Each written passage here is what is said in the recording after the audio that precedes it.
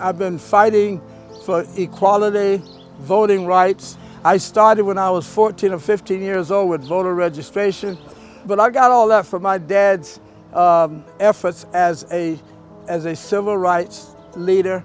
That was my background growing up. So when I got to Morehouse College, that was right after the situation in Birmingham with the bus boycott.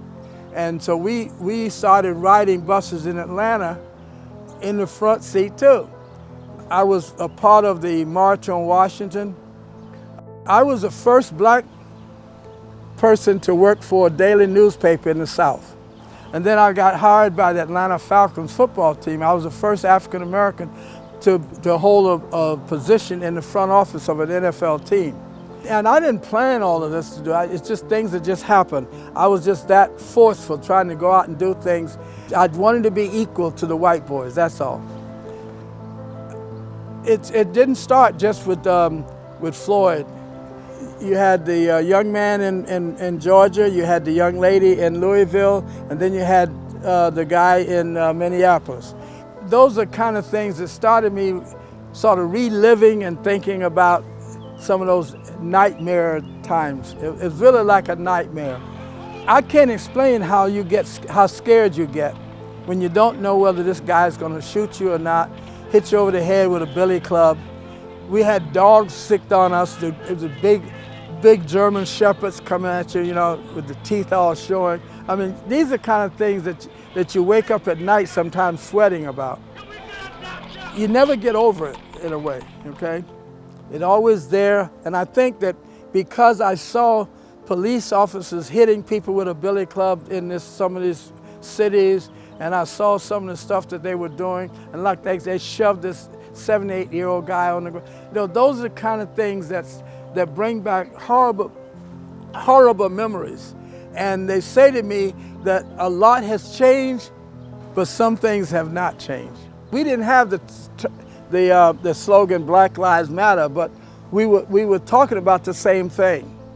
There are times when just in the late 40s and so when they would hang a black guy, it was like a Sunday afternoon after they'd gone to church that morning, and it was a social affair. It was people got dressed up to go watch it.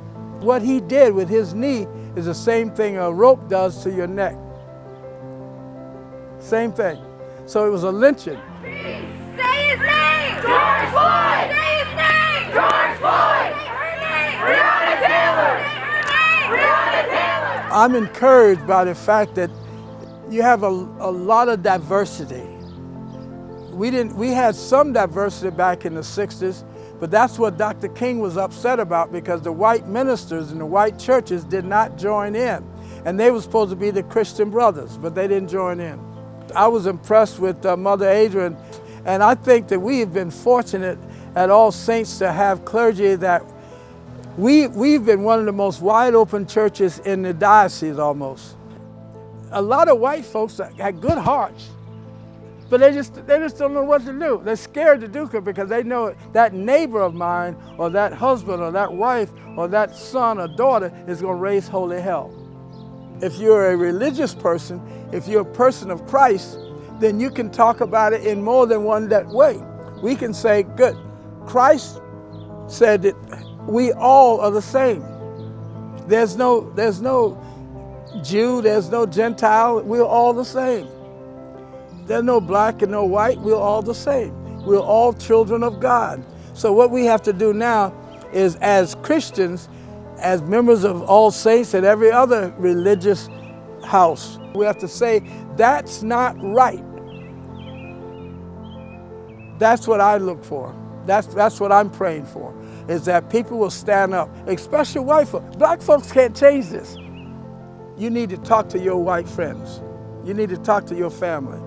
You have to be the one to change the thinking. They're not going to listen to me, a guy like myself. They're not going to listen to me. And the worst thing in the world is have white folks say, I agree with you, I'm 100% with you, and they don't do a damn thing. They don't even talk to their family.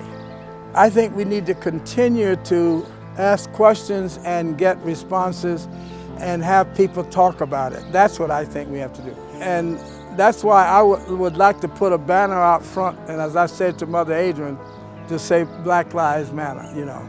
All Saints Episcopal Church, Black Lives Matter. Or something, and so that every time somebody comes to church, they're going to see it. And that's going to keep it in their minds. Some will not like it, I know that, but still I just want to egg them on and keep egging them on and egging them on. We've made a lot of good strides. I'm proud of All Saints. I'm really proud of All Saints. I think that we can do some more stuff. Yes, we're not finished yet.